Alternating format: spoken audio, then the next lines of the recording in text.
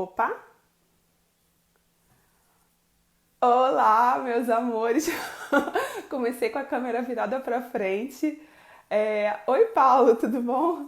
Vamos esperar o Felipe entrar. Ah, muita gente legal entrando, sejam bem-vindos. Hoje a nossa conversa vai ser muito legal. Vai ter a participação do Felipe Testoni, que é nutricionista, amigo meu. Tô só esperando ele entrar aqui, mas enquanto. Ah, ele já entrou. Enquanto ele conecta, meus amores, eu queria avisar vocês que existe uma caixinha de perguntas aqui embaixo. Se vocês deixam a sua pergunta nessa caixinha, a gente consegue colocar lá na tela e ela fica na gravação, porque eu vou tentar salvar essa live depois para postar no YouTube, tá bom? Bom, o Felipe entrou. Aê! Seja Tô muito aparecendo já? Tô. bem-vindo. Já está aparecendo, estou ouvindo. Se você puder botar fone é melhor, porque quando faz sem fone, geralmente o áudio fica com eco. Meus amores que já entraram aqui, eu queria pedir para vocês falarem para a gente como que tá o nosso áudio, se vocês estão ouvindo direitinho. Tem muita gente acenando. Fala alguma coisa aí para o pessoal dar o Vou feedback para a gente. ver se meu áudio tá legal, senão eu pego o fone rapidinho aqui. Se alguém puder dizer, eu Ah, agradeço. Paula. Eu tô ouvindo você bem, mas eu sinto que tá com um pouquinho de eco. Pessoal, o que que vocês acharam aí do áudio do Felipe? Tá ok? Ele precisa pegar o fone? Dá o feedback aí pra gente. E mais uma vez avisando que tenha. Tá bom, a Paula falou que tá bom. Tá. Eu deixei tudo É, bem aberto aqui. Qualquer coisa eu pego. ótimo. Beleza. Então, meus amores, mais uma vez dizendo que a gente tem um roteirinho aqui, que a gente combinou previamente, mas a Vicky também falou que tá ok. O ideal é que a gente esteja aqui para ouvir vocês e para a gente conversar juntos. A Ju falou que tá ok, mas que com fone fica melhor. Se tiver fácil, pega, tá Dá um bom? segundinho aí. É que eu tô com outra entrada diferente. Rapidão. Um chuva Tá. enquanto isso. Ai, o Mushu! Gente, dá tchau pro Mushu. Oh, que coisa mais linda! Meus amores, então assim, mais uma vez eu queria avisar vocês, tem aqui na parte de baixo do visor de vocês uma caixinha com pontinho de interrogação. Ali é uma caixinha de perguntas, tá? Então se vocês quiserem deixar sua pergunta ali, fica mais fácil para a gente achar no meio dos comentários e vai ficar mais fácil para a gente colocar na tela e isso ficar salvo depois na gravação, tá bom? Então minha família está entrando também para dar uma força aqui na live. Bom, gente, então enquanto o Felipe está colocando o fone dele, eu vou me apresentar brevemente. E ele vai se apresentar e a gente vai entrar logo no conteúdo para não ficar muito enrolado aqui. Para quem não me conhece, para quem está me vendo aí pelo Insta do Felipe, né? Meu nome é Juliana Gabriel, eu sou médica endocrinologista, eu sou vegetariana, na verdade vegana, já há quase 4 anos.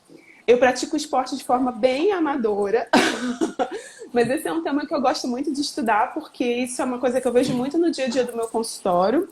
E o Felipe, ele é nutricionista e ele é atleta. Então eu vou deixar ele se apresentar para vocês agora, para quem está vendo pelo meu Insta, porque quem está no Insta dele já conhece, né? Felipe, se Tudo bem? apresenta. Tudo bem, Nossa, pessoal? ficou perfeito o áudio agora. Então melhorou. Então, eu sou nutricionista, como a Ju falou. Eu não me considero exatamente atleta, porque eu não sigo uma rotina de atleta de competição que se envolve com isso de fato o ano inteiro, né? Mas já me aventurei em várias atividades diferentes, na corrida, no pentatlo militar, enquanto eu estava no exército, naturalmente. Competi no fisiculturismo também. E eu também sou vegano. A Ju foi minha professora, continua sendo, né? Foi oficialmente, continua sendo extraoficialmente. E como a Ju falou, a gente tem umas perguntinhas aqui que já fizeram, mas vamos dar prioridade para vocês que estão online e quiserem saber alguma coisa. A gente vai responder, beleza? Beleza. Ai, adorei, Fih. Bom, então eu vou começar falando para vocês a relação entre o esporte, né, a nutrição e a endocrinologia é uma relação muito próxima. A gente, quando está praticando exercício, a gente tem mudanças hormonais, a gente tem necessidades nutricionais diferentes, e justamente por conta dessas mudanças, quem busca alta performance busca encontrar saídas para tentar suplementar esses limites que o corpo tem, limites naturais. Então, assim, uma das coisas que eu gosto de falar quando a gente está falando de endocrinologia do esporte é que essas mudanças hormonais. Ai, o Bruno entrou aí. Oi, tudo Não, bom, uma querido? celebridade está assistindo a gente aqui, Gente, né? estou muito animada. Pediatra vegano. Quem não conhece, segue o Instagram dele, é obrigado, o É, pediatra obrigada, vegano. ele é maravilhoso. Então, e aí, meus amores, justamente por conta de adaptações fisiológicas que acontecem quando a gente está praticando esporte, existe a produção de hormônios do estresse, e assim, na verdade, para nós que somos amadores, isso acaba sendo um desafio. E para quem quer alcançar um nível profissional, a pessoa precisa adotar medidas para que isso não seja um empecilho. Então, assim, de forma bem resumida, o que eu entendo é isso, né? E aí, quando a gente está entrando no ramo do esporte profissional, muitas vezes são necessários mudanças alimentares, muitas vezes são necessárias suplementações que não são necessárias para aquelas pessoas que querem fazer o esporte no nível amador. E só que como os atletas são exemplos, eu acho que um dos grandes recados que eu queria deixar para vocês nessa live, o Felipe vai até poder falar para a gente melhor sobre isso, é que não é porque o atleta, aquele que compete, que nem o Felipe falou, o ano inteiro e tal, se prepara, tem uma rotina exaustiva de treino, treino às vezes 4, 5, 6, 8 horas por dia. Não é porque ele toma um suplemento que você, que faz 40 minutos de musculação 3 vezes por semana, vai fazer. Então, assim, uma das grandes dúvidas que eu recebo, então, a gente combinou que a parte de nutrição eu vou perguntar para ele, a parte hormonal ele vai perguntar para mim, né? A gente vai fazer essa dobradinha aí. Mas uma das grandes dúvidas que eu recebo no meu consultório, e dúvidas até que chegam para mim pela internet mesmo, é: será que eu preciso usar suplemento? Quando que eu preciso usar suplemento? Eu preciso tomar whey protein? Eu preciso tomar BCA?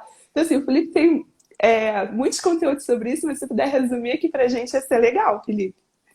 Beleza, vamos lá. Então, nós temos catalogados milhares, eu não tô exagerando, tá? Milhares de suplementos alimentares no mercado, que possuem evidência científica de funcionar. A gente vai reduzir isso para umas poucas dezenas. Quando a gente está falando de ganho de massa muscular, ou redução do percentual de gordura e aumento da performance, mais especificamente, a gente vai chegar em mais ou menos uma dezena somente. Então, é um número bem reduzido de suplementos que, de fato, têm eficácia. Então, só por aí a gente já faz uma grande peneira e já consegue observar que muito pouco é necessário diante daquilo que é oferecido no mercado, né? Dentro desses suplementos que eu estou mencionando como eficazes, a gente tem alguns que são suplementos que vão basicamente adicionar comodidade no nosso dia a dia. Por exemplo, uma proteína em pó, um carboidrato em pó, um suplemento que é substituto de refeições. Esses suplementos, eles podem ser utilizados por qualquer pessoa, eles não têm risco, eles são seguros, mas eu gosto de dizer que é interessante utilizá-los depois de já ter uma nutrição bem estruturada. Então, tenho usado muito a metáfora aí do bolo, né?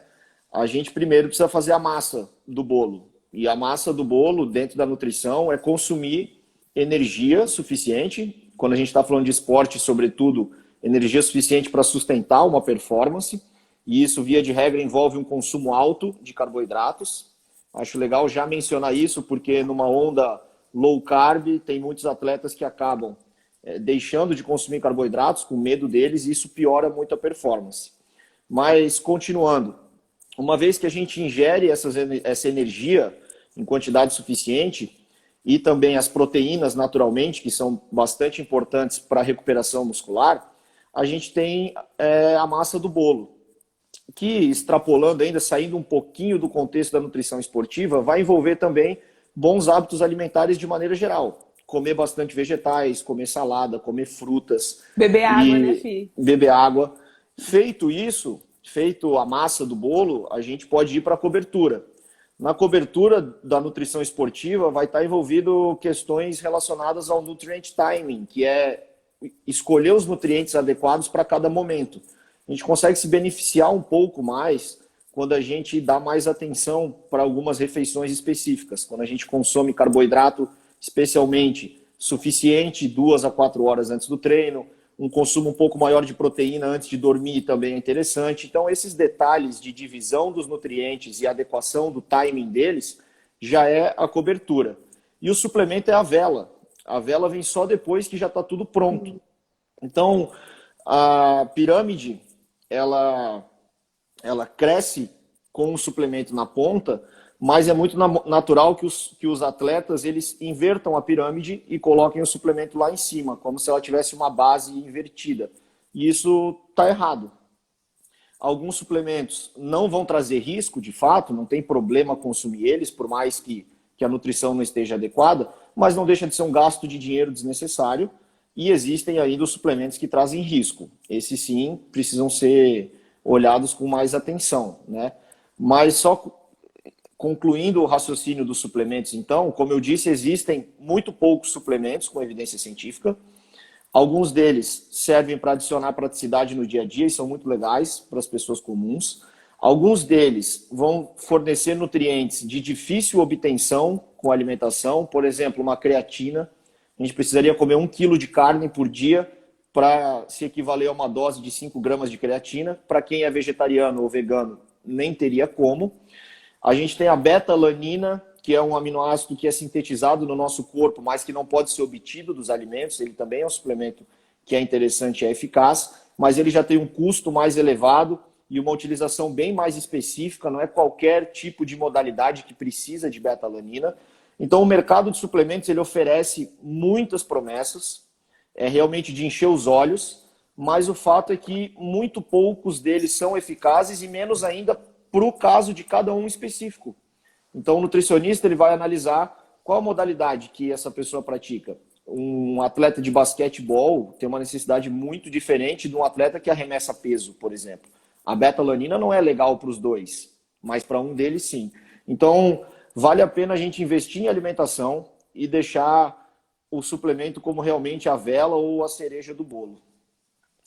Perfeito. Eu queria chamar a atenção para o que o Felipe acabou de falar em 2 pontos, tá? O primeiro ponto é o quanto que a gente ainda é influenciado pela mídia e pelas verdades que são vendidas por aí. Então, assim, é claro que, como o Felipe falou, né, a indústria dos suplementos ela é muito sedutora. As promessas que eles vendem são muito sedutoras. E é claro que é muito mais fácil, rápido, prático você colocar um pozinho numa shakeira, colocar água, misturar e substituir uma refeição, do que você ir lá, escolher o legume, escolher o feijão, lavar o arroz, deixar de molho. Então, assim, é sedutor. Mas será que isso é o melhor para você? Então, assim, uma coisa é aquele atleta de ponta que, às vezes, 0,01 segundo vai fazer diferença na performance dele. Outra coisa é a gente no nosso dia a dia. E aí a gente tem que pensar muito bem custo e benefício, tá? Um outro ponto que o Felipe falou que eu achei super interessante é essa coisa do medo do carboidrato. E a gente adora falar sobre isso, né, Fih? Com certeza. Então, assim, eu tenho um amigo, um colega, na verdade, colega endocrinologista de Brasília, ele fez um estudo científico muito interessante em relação a risco de overtraining, tá? E overtraining é algo que quem faz academia, quem pratica esporte, né, crossfit, enfim, triatlon, tá muito, já ouviu Sujeito. muito falar sobre isso, e tá muito sujeito. Então ele estudou pessoas que praticavam crossfit e ele estudou quais são os fatores de risco para que a pessoa desenvolvesse o overtraining, que é a síndrome do excesso de treinamento, que pode trazer várias consequências endócrinas e metabólicas para o corpo, sem falar na questão emocional, enfim, fadiga, etc. E ele viu que, sim, existem vários fatores que impactam nesse risco, por exemplo, não respeitar o descanso, né, desculpa, gente, falta de sono, trabalho em excesso, estresse no trabalho, tudo isso é fator de risco, mas o fator isolado que mais impactou no risco de overtraining foi a dieta low carb. Porque justamente por esse músculo não ter energia para se recuperar, ele está mais sujeito à lesão. E eu achei isso muito impressionante. Esse trabalho foi apresentado no Congresso Brasileiro de Endócrino, que eu fui em 2018, em BH, e foi assim, um grande alvoroço na plateia, porque as pessoas têm medo de carboidrato. E a gente sempre fala, nem todo carboidrato é igual. Açúcar não é a mesma coisa que fruta, né, gente? O pessoal está gostando da metáfora. O Dinho colocou aqui, ele falou assim, gostaria que vocês falassem sobre o uso de tríbulos e maca peruana, principalmente para homens com quase 40 e que sentiram diferença negativa de rendimento com o passar dos anos. Você quer falar, Felipe? Posso falar. Então, por um lado, eu acho que eu vou frustrar as expectativas de algum, mas depois vocês podem me agradecer ou me pagar um café com o dinheiro que vocês vão economizar, porque, Falar em café, ó. infelizmente, nós não temos suplementos de fato capazes de aumentar a testosterona naturalmente. A gente consegue melhorar essa produção natural de testosterona, principalmente com bons hábitos, dormindo bem, se alimentando bem, respeitando o descanso, mas não com suplementos. A maca peruana e a Tribulus, elas têm mostrado, ou não digo nem têm mostrado, mostraram ao longo de muitos anos, porque a Tribulus, sobretudo, já tem estudos de longa data, que elas podem exercer um efeito positivo, podem, né, não é sempre, sobre a libido, no sentido de mais desejo sexual, mas não no aumento da testosterona, que seria de fato responsável por melhorar a recuperação ou aumentar a performance do treino. Esses suplementos não são capazes de fazer. A libido, ela tem uma relação com a testosterona, a Ju entende esse mecanismo muito mais do que eu, mas ela não é influenciada somente pelos níveis de testosterona. Muito pelo contrário, homens, inclusive, com a testosterona muito alta, podem não ter uma libido que esteja condizente com isso, porque existem questões emocionais envolvidas e etc., né? Foge até do espectro aqui do que a gente está falando, mas de maneira bem objetiva não funcionam para esse objetivo, tá bom? Não é um suplemento que vale a pena consumir. Vou fazer um adendo, posso, Fih? Claro. Gente, a produção de testosterona no homem, assim como a produção de estrogênio na mulher, e primeiro eu quero deixar claro que o melhor hormônio para o homem é a testosterona e o melhor hormônio para a mulher é o estrogênio, tá? Porque são esses hormônios que vão trazer o bem-estar, a capacidade de realização, então não só do exercício, mas também das tarefas do dia a dia, a capacidade de realizar trabalho, etc. Então, assim, a produção dos hormônios sexuais, a gente chama de esteroides sexuais, né? Tanto a testosterona no homem quanto o estrogênio na mulher, ela é regulada por diversos fatores. Na endocrinologia, a gente estuda de uma forma que a gente chama isso de eixo. Então, existe um eixo que tem uma regulação pelo cérebro e existe uma quantidade de hormônio que é produzido pelos seus órgãos endócrinos, né? As glândulas. Então, assim, a produção do hormônio sexual, ela tem influência de uma série de fatores. Um desses fatores é a nutrição. Então, por exemplo, a dieta low carb ou dietas com restrição calórica muito importante, o corpo vai entender por que ele vai reproduzir, que é algo que demanda tanta energia para esse corpo, se ele está em inanição. Então, assim, dietas com muita restrição calórica ou com muita restrição de um único nutriente, por exemplo, a dieta low carb, podem afetar negativamente esse eixo e, com isso, reduzir a produção desses hormônios, tá? Um outro fator que vai levar à redução da produção natural, isso eu estou falando tudo, é a reação do próprio corpo. É o corpo tentando se adaptar àquelas situações que a gente está vivendo no nosso dia a dia. É o estresse. Eu sempre falo para vocês aqui sobre o estresse. Quando a gente tem níveis elevados de hormônios do estresse, como por exemplo cortisol, é natural a gente ter a testosterona mais baixa. Existe um outro hormônio que as pessoas falam um pouco, que é a prolactina. A prolactina ela vai aumentar com o estresse, ela vai aumentar com o uso de alguns medicamentos, com o uso de algumas drogas, por exemplo, a maconha, enfim, alguns medicamentos para dormir. Quando você aumenta a prolactina, você tende a diminuir a produção de testosterona e estrogênio.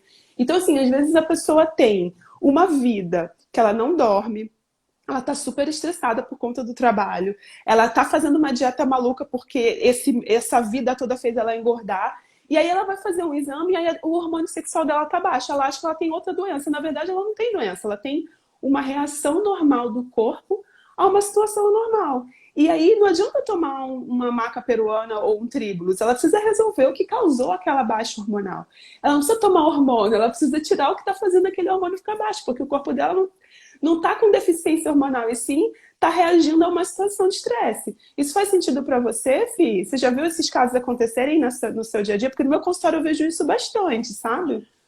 Não, isso faz total sentido e eu vejo muito que as mulheres têm procurado utilizar a testosterona como um recurso para melhorar a performance ou principalmente a sua estética. Isso é algo que está em evidência nos últimos anos, extremamente controverso e contraindicado pela Sociedade Brasileira de Endocrinologia, né? Depois tu pode falar mais sobre isso, mas são soluções fáceis que a gente quer e tem tudo a ver com a nossa cultura porque a gente gosta de soluções rápidas, né? A gente se acostumou a isso, tudo é muito dinâmico. A gente quer uma comida, a gente pede no iFood, ela chega daqui a 10 minutos. A gente precisa resolver um problema, pega o WhatsApp, já manda e já recebe uma resposta de volta, é tudo muito rápido. E a gente acaba extrapolando isso para questões da nossa saúde, querendo solucionar tudo de uma maneira rápida e fácil, e certamente esse não é o caminho. Então, esse desejo ávido por uma solução rápida, ele vai perfeitamente ao encontro do que a indústria tem para oferecer. Por isso que o mercado de suplementos, e até agora de hormônios, inclusive, ele cresce de uma forma tão rápida e tão consistente, porque junta a fome com a vontade de comer, né? Mas o fato é que a gente está postergando a solução de um problema, ou pior, está aumentando ele para que no futuro, quando a gente tiver que encarar, a solução seja muito mais difícil, né? Porque quando a gente escolhe tomar hormônios, ao invés de olhar para as causas do problema e trabalhar sobre elas, a gente está inflamando essa situação e no momento em que a gente tiver que lidar com ela, certamente vai estar muito pior. Sim. Então, eu concordo plenamente com você que é fundamental trabalhar na causa. É evidente que existem recomendações para o uso de hormônio, né, Ju? Isso é natural. Uhum. Tem pessoas que precisam tomar hormônios para manutenção da sua saúde, né? O diabético que usa insulina, a pessoa que tem hipotireoidismo e utiliza tireoide, e mesmo a testosterona para homens que têm uma deficiência androgênica, ou até adolescentes que por alguma razão não conseguem entrar na puberdade dentro daquele tempo que é considerado normal. Existe um uso adequado, mas quando esse uso é extrapolado para fins estéticos, a gente começa a criar problemas que podem ter um custo alto no futuro, né? E é interessante, não sei se todo mundo que está aqui sabe, mas a minha área de especialização dentro da endocrinologia é justamente a área de hormônios sexuais. Eu trabalho com isso há mais de 13 anos, eu estudo muito. E uma coisa que o Felipe falou que é interessante é que muitas vezes o efeito colateral não vai aparecer na hora que você está usando, vai aparecer anos depois. E é por isso que quando a gente está repondo em pessoas que têm deficiência hormonal, a gente tenta manter um ajuste de dose muito fino. E quem usa para fins estéticos acaba usando doses muito altas e que tem ainda o maior risco de ter efeito colateral.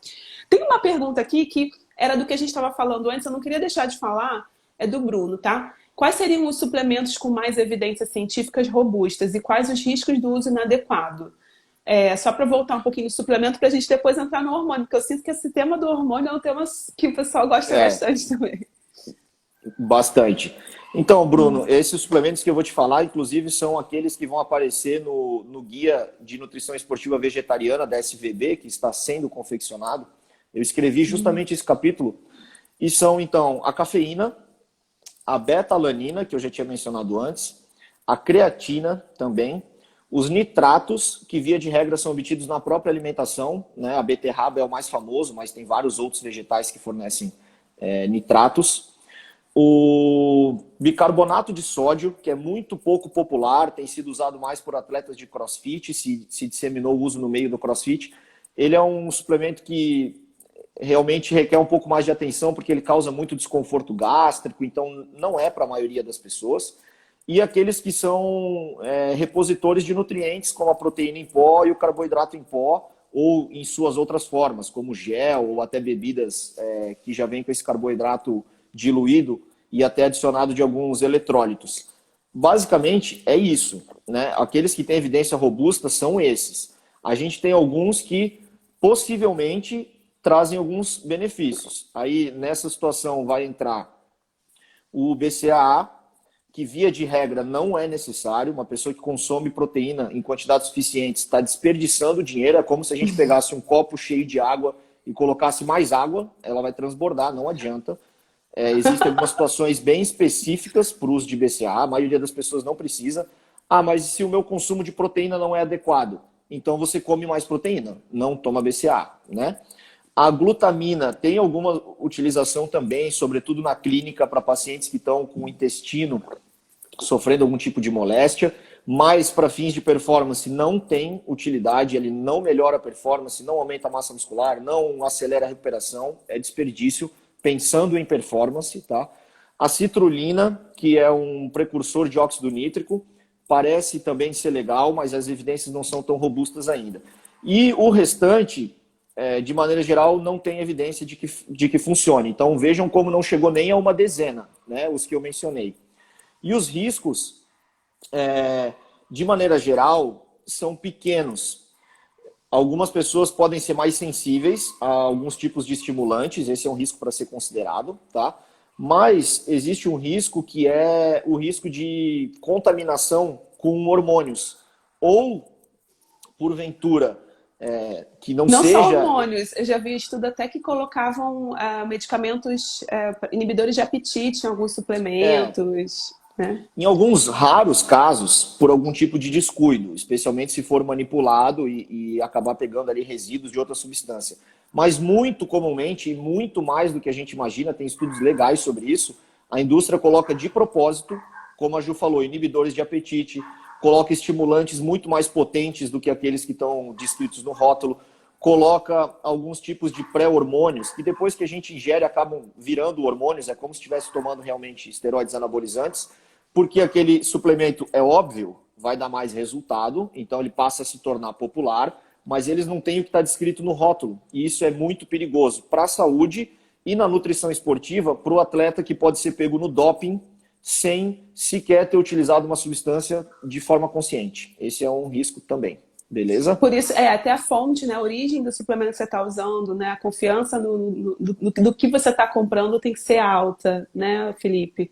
A Tem questão que é ser que, alta. geralmente, os de boa qualidade têm um custo muito alto e muita gente acaba lançando mão das marcas baratinhas ou menos conhecidas ou até fundo de quintal, e aí o risco de ter esse tipo de contaminação é ainda maior, né, Felipe?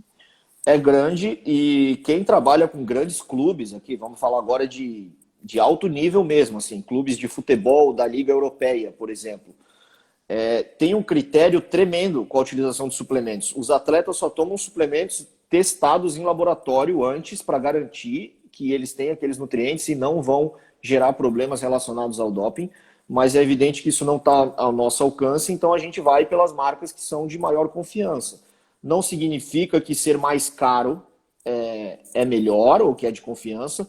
Existem casos de suplementos de marcas muito tradicionais que estavam ou contaminados ou subdosados, né? A gente pega um whey protein que é muito famoso, que deveria ter tanto de proteína e ele tem menos. Porque para a indústria, se ele tirar 10%, isso representa um lucro tremendo lá na frente, né?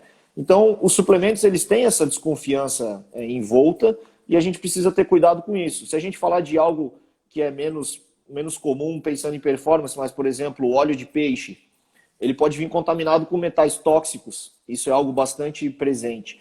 Então, existe um risco, sim, do uso de suplementos inadvertido e a gente precisa estar atento a eles. Eu só vou reforçar, gente, que de forma alguma eu sou contra o uso de suplementos. Muito pelo contrário. Eu utilizo suplementos diariamente, mas é uma quantidade reduzida deles, aqueles que são realmente importantes para mim de forma pontual. E eu já gastei dinheiro comprando tudo que vocês imaginarem. Na minha busca aí por ficar mais forte, mais seco, mais rápido, eu usei tudo que tinha no mercado.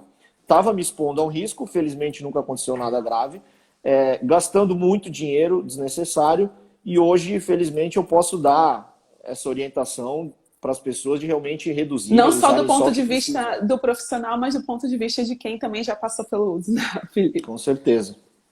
Fih, tem duas perguntas aqui para você. Ó, Tá. a Bárbara perguntou: na corrida fala-se muito em consumo do magnésio. Realmente faz diferença para o atleta? Magnésio é um tema bem polêmico, né?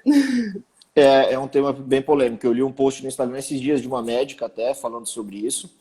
E eu concordei com o posicionamento dela, sem a gente entrar em grandes detalhes, porque qualquer assunto, na verdade, que a gente escolher, ele tem uma profundidade tremenda, né? Mas eu não suplementaria magnésio para a maioria das pessoas. Precisaria realmente verificar uma deficiência real e medir o magnésio no sangue não é a melhor forma disso. Eu fico meio apavorado quando eu vejo uns exames que chegam no consultório medindo todos os minerais e as vitaminas do corpo, como se fosse assim, né? A gente mede no sangue, suplementa tudo aquilo com uma fórmula gigantesca, caríssima. Não é assim que funciona, né? O metabolismo ele é complexo. Às vezes um nutriente ele está mais baixo no sangue porque ele está sendo utilizado por uma função que originalmente não era dele, mas que o corpo, na falta de outro, está utilizando ele. Então, a análise dos exames laboratoriais ela é complexa e sair simplesmente suplementando minerais e vitaminas, não é uma solução. Vamos imaginar toda a complexidade que envolve a performance atlética, né? Tem o próprio treino, tem a recuperação, tem a nutrição, tem questões emocionais, etc, etc, etc, etc. É muito ingênuo achar que eu vou suplementar o magnésio e isso vai melhorar a minha performance de alguma forma. É muito melhor ir lá e comer uma dieta rica em vegetais, que isso vai trazer bem mais resultado, né? Sem falar que o excesso de magnésio ele vai alterar a motilidade intestinal, ele pode alterar a resposta do corpo ao cálcio, né? Ele desregula o metabolismo do cálcio falando em doses muito altas. E tem gente que acaba fazendo um abuso dessas doses, né? Eu não estou falando daquela dosezinha que vem no polivitamínico da farmácia, estou falando da dose que o pessoal tem usado nesse sentido. Então a gente tem que tomar realmente cuidado e ver o que funciona pra gente ou não. Fih, tem uma pergunta que veio da caixinha, eu acho que eu consigo colocar lá na tela aqui. Vamos ver. Meu, Ó, que apareceu. tecnologia, eu nunca tinha visto isso. Muito legal, né? Bom, É. o Té perguntou quais os riscos de consumir proteínas em pó, por exemplo, whey. Pode ser whey vegetal também, eu acho, né? Em alta quantidade por longo prazo. Responde aí pra gente.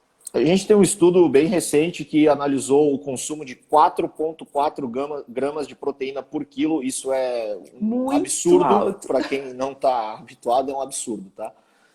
E ele não mostrou riscos, mas o estudo foi feito durante um ano com pessoas que treinam. A gente não sabe o efeito disso em 5 anos, em 10 anos. Não é um estudo que vai nos dar segurança de que a gente pode consumir quanta proteína quiser. O que a gente já sabe com certeza é que não tem utilidade isso, é desperdício. Você está urinando muito whey protein Esticaram. de uma maneira bem grosseira, totalmente desnecessário. Tem um custo financeiro também, eu sempre bato nessa tecla porque eu acho importante, né? A gente investir realmente naquilo que é necessário. Então, às vezes a gente não quer comprar frutas e vegetais, mas está investindo numa proteína que custa uma fortuna que não precisava. Então, não tem em indivíduos saudáveis, em princípio, não existe um verdadeiro risco conhecido, mas tenha em mente que tudo aquilo que é em excesso vai sobrecarregar o corpo de alguma maneira. O nosso rim vai precisar excretar esse excesso de ureia que vem do metabolismo das proteínas, então não precisa tomar tudo isso, tá? Eu vou... Lembrando, Pode posso fazer só falar, um parêntese aqui? claro. Gente, lembrando o seguinte, né? O nosso corpo ele é muito inteligente. Então, assim, a gente, vamos dizer que a gente precisa mais ou menos pelo menos isso foi o que eu aprendi com os nutricionistas, de 0,8 a 1,2 gramas por quilo de proteína. Quando é atleta, isso pode ser um pouquinho maior. O Felipe falou em 4 gramas por quilo, né? Então vamos colocar aí uma média de 1 grama por quilo. Então, se eu tenho 60 quilos, eu vou precisar de 60 gramas por dia. Tudo que entrar de proteína acima desses 60 gramas, o meu corpo não está precisando. O que ele vai fazer? Ele vai quebrar essa proteína, uma parte dela vai ser transformada em estoque, ou seja, gordura, e o resto precisa ser. E a parte que a gente não usa, que são, né, a amônia, enfim, os derivados nitrogenados, vão ser eliminados pelo rim. Então, tudo que você consumir a mais do que seu corpo não está usando, vai engordar e vai sobrecarregar seu rim. Inclusive, já se fala que o excesso do consumo de proteína, e assim, o brasileiro, em média, consome 1,5 gramas por quilo. Então, assim, a gente vive uma cultura de excesso de proteína e acredita-se que daqui a alguns anos a doença renal crônica pelo consumo excessivo de proteína vai se tornar mais relevante, inclusive, do que a doença renal crônica por uso de anti-inflamatório, diabetes, hipertensão. Então, assim, a gente tem que tomar muito cuidado também com o que a gente consome em excesso. Uma coisa é um atleta de alta performance, ele vai competir, ele tem, enfim, toda uma questão por trás. Outra coisa é você, que está lá no seu dia a dia, você faz 30 minutos de exercício 3 vezes por semana, e você compra um pote de whey e fica tomando, além de comer proteína no café, almoço e janta, ainda nos lanches, né? Que é o que muita gente faz. Então, é que nem o Felipe falou, já você está gastando dinheiro à toa e sobrecarregando o seu corpo sem necessidade, tá? Fih, você endossa o que eu falei? Eu endosso. Para indivíduos que são atletas, a gente pode subir essa recomendação para cerca de 1,6 até 2,2. Então, realmente é um pouco maior do que pessoas que não praticam atividade em alta intensidade, mas não vai passar disso. E, na prática, o que as pessoas têm feito é consumir quantidades ainda maiores, até porque a gente está vivendo uma onda high protein, assim, né? A gente teve dentro da nutrição a época em que as gorduras foram muito demonizadas, depois percebendo que a diminuição do consumo calórico vindo das gorduras não melhorou alguns marcadores que eram utilizados para calcular esse risco, a gente entrou numa onda low carb.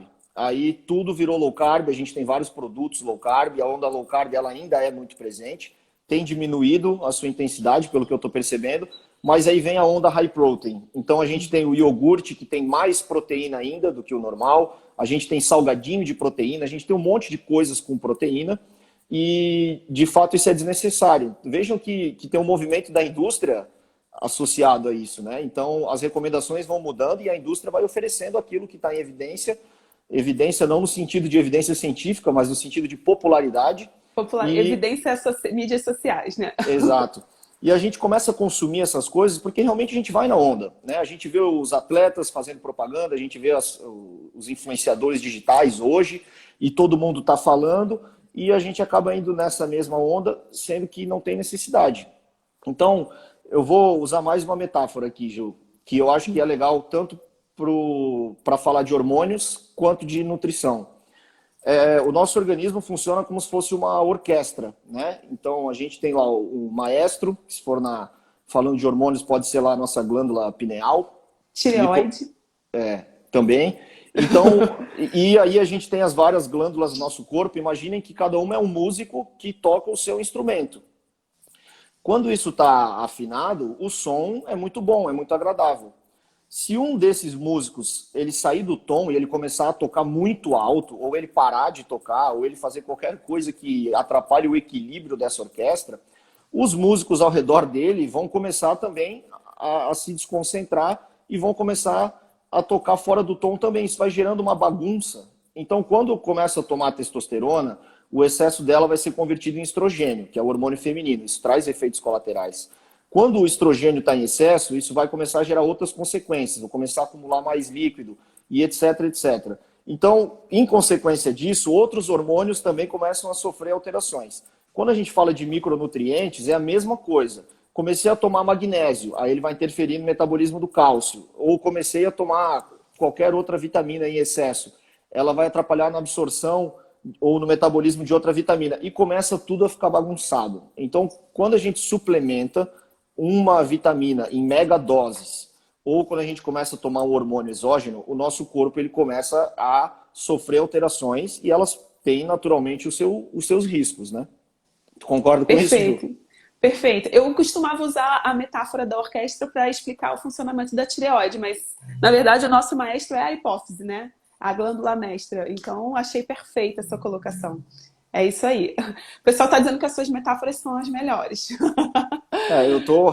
Eu tô numa onda que é assim, ó, se não conseguir explicar para uma criança de 5 anos, não tá bom. Então a gente tem que procurar formas mais fáceis de entender, né? E isso é legal, porque quando as pessoas entendem o que está acontecendo, fica muito mais fácil para elas de aceitarem uma recomendação, por exemplo. Concordo, né? plenamente. Então... E é por isso que a gente está aqui trabalhando com educação e saúde, né, Fih? O Felipe tem aí um canal dele, eu tenho o meu canal, a gente tenta sempre levar conhecimento para as pessoas, justamente porque eu concordo com você, eu acho que conhecimento é poder, e a forma de você empoderar as pessoas é você dar o conhecimento mínimo para que elas possam entender o que elas estão levando, né? É isso aí. Eu posso te fazer uma pergunta de hormônios, então, que me fizeram aqui? Pode. Gente, assim, o pessoal do chat tá tímido nas perguntas, então vamos para as perguntas que você pegou antes na caixinha de perguntas lá do seu Insta. Vamos lá. Tá. Me foi perguntado aqui quais que são as consequências de se utilizar T4. T4 é um hormônio da tireoide, né? Para quem não conhece. No longo prazo, para fins estéticos. Só para contextualizar, quem talvez nem sabe exatamente do que eu estou falando, a T4 ela é muito utilizada para pessoas que têm hipotireoidismo, né, que não conseguem produzir o hormônio da tireoide em quantidades satisfatórias, mas ela é utilizada também com o objetivo de melhorar a estética, porque acelera o metabolismo e, consequentemente, a queima de gordura. E a pergunta é justamente essa. Utilizar T4 para essa finalidade no longo prazo traz quais riscos, Ju? Vou tentar contextualizar um pouquinho também para ajudar na minha resposta. Então, pessoal, é assim, quando a gente estuda o funcionamento da tireoide, né, a tireoide é uma glândula que ela é o meu maestro. Então, imagina que a tireoide, os hormônios da tireoide, eles são responsáveis por regular o nosso metabolismo. Então, Vou dar um exemplo clássico para vocês. Quando a gente está dormindo, o nosso metabolismo precisa se desacelerar, porque a gente está numa fase de repouso. Então, naturalmente, esses hormônios vão diminuir. Isso é uma coisa fisiológica, não quer dizer que é doença, tá? Isso é o nosso corpo trabalhando. Quando a gente está fazendo exercício, por exemplo, a gente precisa se acelerar. Então, hormônios que regulam o metabolismo vão subir, não só o da tireoide, existem outros hormônios que estão aí. Então, justamente pelo estudo da fisiologia, né, o hormônio tiroidiano, ele é um hormônio que está relacionado a acelerar ou reduzir o metabolismo, ou seja, o ritmo de funcionamento da célula em seus processos metabólicos, tá? Por conta disso, as pessoas... E por conta do exemplo que a gente tem nas doenças, por exemplo, o hipertiroidismo, que é uma doença onde você tem um excesso de produção de hormônio de tireoide, né? As pessoas perderem peso, e lembra, perder peso não é sinônimo de perder gordura. Perder peso não é sinônimo de emagrecer. Então, muitas vezes, quem tem hipertireoidismo perde peso sim, mas perde peso porque desidrata, porque vai mais ao banheiro. É como se o organismo ficasse todo acelerado e ela perde também muita massa muscular. Então, existe uma perda de peso global, mas não necessariamente essa perda de peso significa emagrecimento, tá? E o oposto, né? A falta do hormônio tiroidiano, o hipotiroidismo. A pessoa pode ganhar peso e muitas vezes esse ganhar peso tem a ver também com retenção de líquido, tem a ver com... Tem sim um aumento talvez da massa gorda, mas não necessariamente 100% dos casos a pessoa vai engordar no sentido de aumentar a gordura corporal. Às vezes o peso que ela está ganhando tem a ver com retenção de líquido, tá? Então assim, existe muita confusão entre ganhar peso e engordar e perder peso e emagrecer. São coisas diferentes, tá? E aí as pessoas começaram a usar o hormônio tiroidiano de forma estética, não só do ponto de vista do esporte, mas do ponto de vista do emagrecimento também. Só que assim, todo mundo fala da parte do peso, mas ninguém conta o resto da história, né?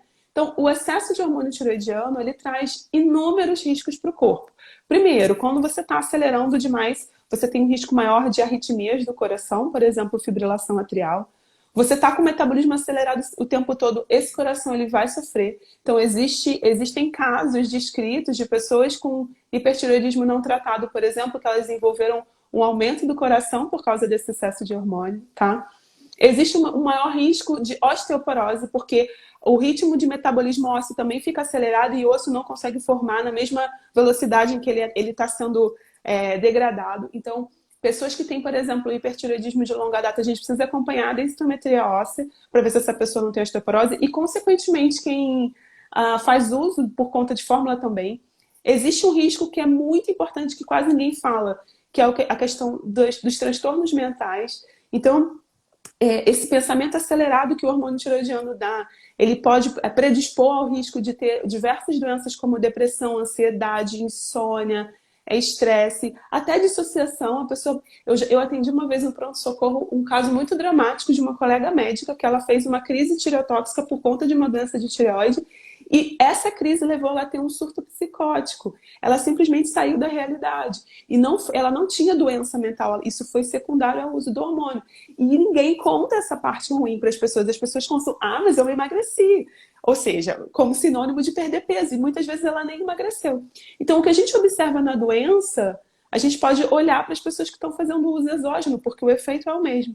Então, assim, geralmente, quem tem hipertiroidismo e perde peso, quando a gente volta esse nível hormonal para o nível normal, essa pessoa está com uma redução da sua taxa metabólica porque ela queimou também massa muscular. E aí, muitas vezes, o que acontece é um efeito rebote dela engordar muito depois. Quando a gente está falando de uso estético, eu também observo isso. Antigamente era moda a fórmula para emagrecer com hormônio tiroidiano. E essas pessoas, depois que paravam a fórmula, elas começavam a engordar muito.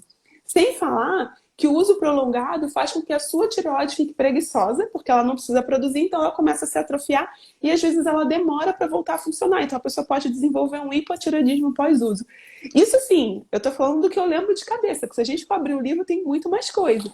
Então só por isso já deu para ver que vocês não devem fazer uso de hormônio nem por conta própria e muito menos por estética, porque a estética que você busca, que é a redução do peso, você vai ter muito mais as custas de músculo e água do que as custas de gordura. Tá bom, meus amores? Te respondi, Felipe? Com certeza. Eu vou aproveitar isso que tu falou, porque eu acho bastante importante. Você falou que a forma como é vendida, né, ela é maravilhosa. Só vai ter efeitos positivos. E eu falo abertamente sobre hormônios. No meu Instagram tem até um podcast ali que eu falo sobre esteroides anabolizantes. Já utilizei hormônios, vários tipos deles. Eu falo sobre isso abertamente porque eu acho isso importante do ponto de vista educacional. Eu acho mais interessante a gente falar dessa forma aberta do que deixar isso como algo que não se comenta muito, abrindo margem para justamente essas promessas ganharem força. Então, eu não julgo a utilização de hormônios para fins estéticos, porque cada um é adulto e tem capacidade de tomar suas decisões, naturalmente vai arcar com as consequências, mas eu acho fundamental que se compreenda os verdadeiros riscos antes de tomar essa decisão. Então, o que eu sou muito contra é quando um médico, um nutricionista, um treinador, seja lá quem for, ele recomenda a utilização de hormônios falando dos aspectos positivos, e tem aspectos positivos, senão ninguém estaria usando, né? É óbvio. Mas ele não deixa claro os riscos disso, criando situações em que as pessoas entram sem saber e que são muito custosas no futuro. Então, por exemplo, eu já vi paciente minha que se tornou, que passou a ter hipotireoidismo, ela não tinha, ela funcionava perfeitamente a glândula dela, depois de tomar tireoide manipulada, prescrita por um nutricionista que nem poderia fazer isso, ela teve um problema sério. Tem homens que possivelmente não vão poder ter filhos porque utilizaram esteroides em doses altas ou durante um longo período. Não é garantido que vai gerar uma infertilidade, mas existe essa possibilidade. Eu li um estudo muito legal que avaliou quantos homens de fato utilizariam esteroides anabolizantes se eles soubessem do risco sobre a fertilidade no futuro. E é absurdo, assim, 80% relata que não usaria, mas eles não sabiam disso. Então, quando é vendida essa ideia dos aspectos positivos do hormônio, a gente tem que ter muito cuidado. Então, para quem pensa em utilizar hormônios, procure realmente um médico, e não só um médico, eventualmente. Procure a opinião de mais de um médico, entenda o que pode te trazer de bom e de ruim antes de tomar essa decisão, para que você não se surpreenda com algo bastante negativo no futuro, né? Eu posso aproveitar e fazer um gancho do que você falou? Meus Claro. amores, é o seguinte, a maior parte dos hormônios esteroides e também o GH, eles têm efeito, não só um efeito imediato, né, metabólico, ou enfim, que a gente chama, né, de um efeito agudo, mas eles têm um efeito a longo prazo, porque eles mudam a estrutura celular, tá? Existe um efeito estrutural, tanto dos esteroides não sexuais, como por exemplo o cortisol, quanto dos esteroides sexuais, quanto do hormônio de crescimento, que também é muito usado na prática esportiva, tá? Infelizmente. E esses efeitos, eles não vão aparecer no primeiro ano de uso, nem no segundo, nem no terceiro. Muitas vezes esses efeitos eles vão aparecer 10, 15 anos depois. E é muito difícil, depois de 15 anos, primeiro, você relacionar com aquilo que você usou antes. Então, muitas vezes as pessoas elas se tornam diabéticas por causa disso, elas têm problemas de coração por causa disso, tá? E elas muitas vezes não têm essa associação. Então, por isso também que o pessoal não conta a parte ruim. E outra, as pessoas que ficaram doentes por ter usado hormônio, elas têm vergonha e elas não vão falar que foi por isso. Às vezes elas não contam nem pro médico. Mas eu tive 2 casos de ex-atletas da década de 80, 90, que usavam muita testosterona. Um era nadador, o outro era ex-pugilista, né, do boxe. E eles se tornaram diabéticos com 42, 45 anos. Um deles, inclusive, tinha falência testicular. Então, assim, minto, 48, 50, enfim. Eles se tornaram diabéticos com 42 e eles vieram para mim em torno dos 50 anos. Então, 50 anos é uma idade que o homem ainda está muito jovem. Ele não tem que ter deficiência hormonal, ele não tem que ter diabetes nessa idade. Na verdade, a gente não deveria ter, né? Normalmente, o diabetes, naturalmente, se a gente for pensar, ele vai acontecer com mais tarde, 50 e pouco, 60 anos. E essas pessoas tiveram diabetes muito mais cedo, elas já estavam com problema do coração. Então, esse efeito de longo prazo, ele já é muito descrito. Existem estudos, inclusive, que relacionam o uso de corticoide na infância para asma, para, enfim, alergias respiratórias, etc., com uma redução do QI e um aumento de risco de diabetes na idade adulta, ou seja, 20, 30 anos depois.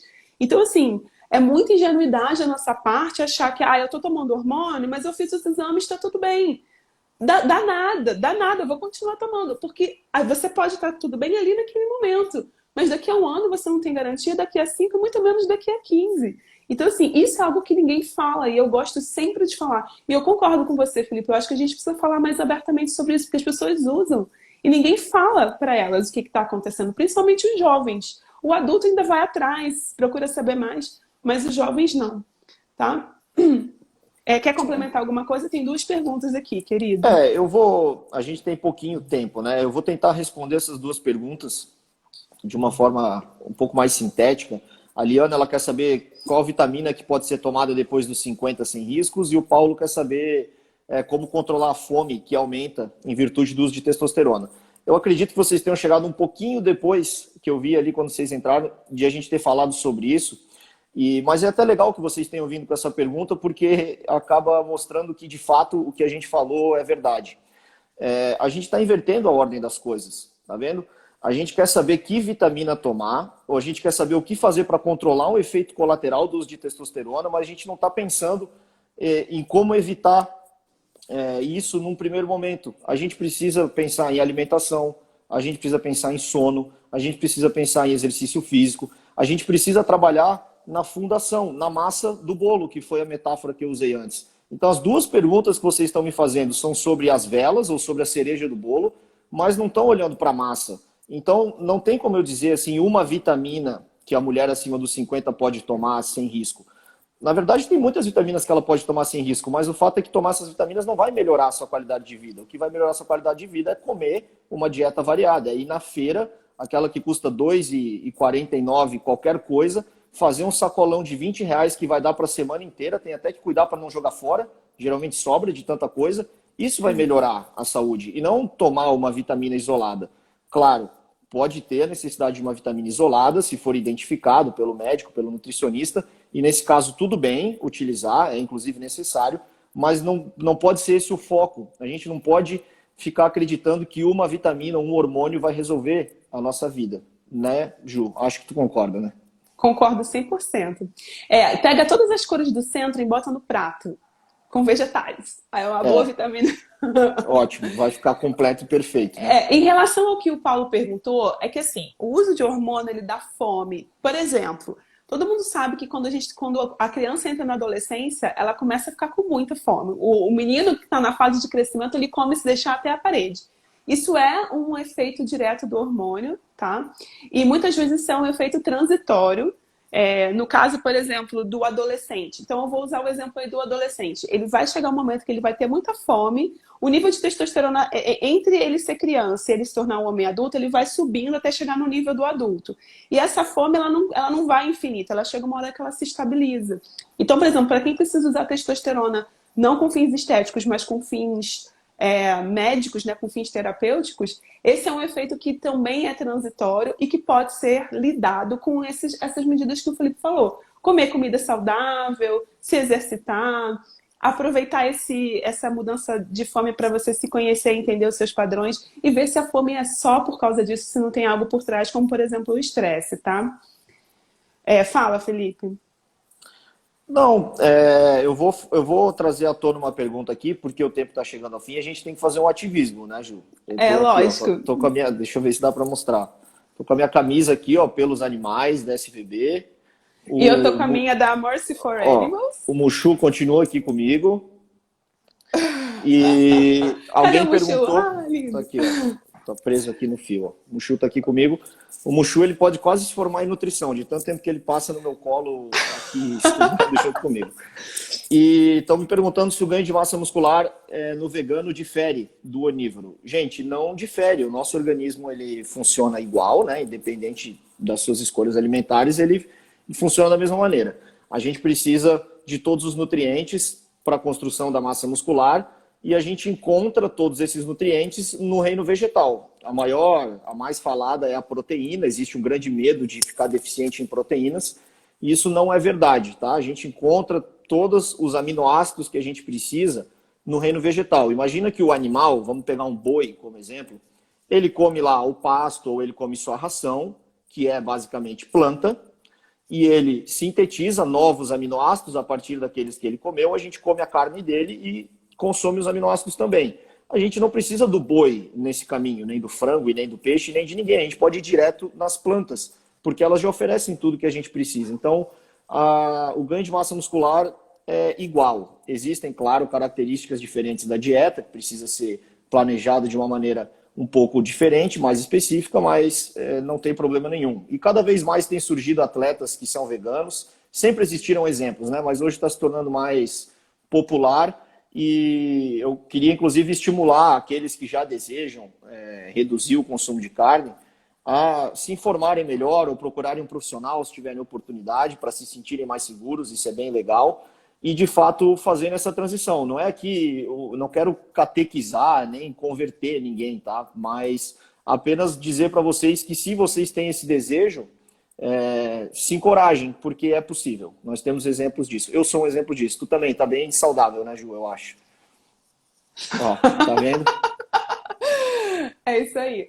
Meus amores, tem mais uma pergunta aqui, mas a gente precisa encerrar no horário, porque senão não salva a live, tá? Tem contraindicação tomar de forma contínua chá de gengibre e canela, pois são termogênicos. Rapidamente você consegue responder, e aí eu vou finalizar para falar dessa questão da alimentação vegetariana também. Tá. Não é legal em grande excesso, como qualquer coisa em excesso, né? Isso é o conhecimento milenar, tenho certeza que a avó de todo mundo já falou que tudo em excesso faz mal. E continua sendo uma verdade. Então, o chá verde e o gengibre são ótimos alimentos, eu acho legal, podem ser consumidos diariamente, mas tomar chá verde o dia inteiro não é uma boa opção. Ele tem muita cafeína, que vai trazer algumas consequências quando em excesso, e ele também interfere no metabolismo da tireoide em função de outros elementos que tem ali. Então, consuma com moderação, não com tanta intensidade, tá bom? Eu costumo dizer que nesses casos é bom você consumir como comida e não como remédio. Então, por exemplo, aquilo que você colocaria no seu alimento é a dose que você deve tomar. As pessoas muitas vezes fazem extratos concentrados e aí é onde a gente pode ter problemas, né, Felipe? Só para concluir, teve uma pessoa aqui que colocou leite com farinha láctea com banana. Não precisa. Faz só a vitamina de banana ou banana com morango. Ou basta leite banana. de amêndoas. Ou leite de amêndoa, ou leite de aveia, ou a banana com aveia. Então, assim, gente, lembrar que os alimentos de origem animal, eles têm muita gordura saturada, o excesso de gordura saturada engorda, aumenta o risco de diabetes. A gente já fez live sobre isso lá no Médicos Vegetarianos, o Felipe sempre fala sobre isso também. Para quem é atleta, isso é um mito, né? Se eu não comer carne ou derivados animais, ovo, né? Eu não vou conseguir proteína suficiente, isso é mentira. Muitas vezes a pessoa come ovo 3 vezes por dia e ainda toma whey. Então, assim, se é para tomar suplemento, então que seja um vegetal, porque pelo menos não vai vir com a gordura, não vai vir com o antibiótico que esse bicho é cuidado, é tratado, né? Então, assim, meus amores, para resumir, eu acredito que tanto o atleta amador, aquele que faz a musculação 40 minutos 3 vezes por semana, como eu, por exemplo, quanto o atleta profissional, a gente deve ter profissionais que nos auxiliem, que tirem as nossas dúvidas, porque tudo que a gente falou aqui é conhecimento geral, mas quando a gente vai para o individual, a coisa pode ser um pouco diferente. Então eu vi que teve uma pessoa que colocou que se sente fraca e tudo mais. Por que está se sentindo fraca? Então eu acho que o profissional médico ele vai buscar esse porquê, ele vai ver se tem alguma doença atrapalhando, ou enfim, ele vai tentar olhar de uma forma mais sistêmica, e o nutricionista vai olhar para isso e vai falar, beleza, então o que a gente faz agora com a tua dieta, né? O que você tem que fazer para se alimentar de forma a melhorar isso daí? É uma dupla perfeita, e se a gente juntar um educador físico, fica o trio perfeito, né, Felipe? Com certeza. E eu acho todos... Pode falar, pode falar. Nem todos têm acesso ao acompanhamento aproximado e contínuo de todos esses 3 profissionais, é natural, eu entendo isso, nem eu tive isso a maior parte da minha vida, mas vale a pena, especialmente no primeiro momento, quando você tem uma queixa e algo que realmente está impactando a sua qualidade de vida, para não ficar achando coisas, né, pesquisando no Google, seguindo um monte de orientações diferentes, procura um profissional para ele te dar uma direção legal e depois procura informação com pessoas que realmente podem passar isso de uma maneira segura, e nós também temos vários, né? A Ju é uma pessoa dessas. E o Felipe também. Meus amores, o Insta tá me avisando que falta 1 minuto para terminar. Se eu não terminar essa live, eu não consigo salvar. Então, só para finalizar, muito obrigada pela presença de todos vocês. Muito obrigada, Felipe, por ter aceito o meu convite. Vou salvar essa live para ficar 24 horas aqui, então encaminha para alguém que você acha que vai se beneficiar. E eu vou tentar salvá-la depois para deixar no YouTube, tá? Felipe, 20 segundos, recadinho. Obrigado, Ju, pelo convite. É sempre muito, muito legal conversar contigo. Eu aprendo muito, e para todo mundo que esteve aí com a gente, valeu. isso aqui no fim das contas é para vocês, tá bom? Um É isso, beijão, gente. bom final de semana e bom Dia das Mães para as mamães todas aí. É isso aí, meus amores. Um beijo bem grande. Tchau, tchau. Tchau.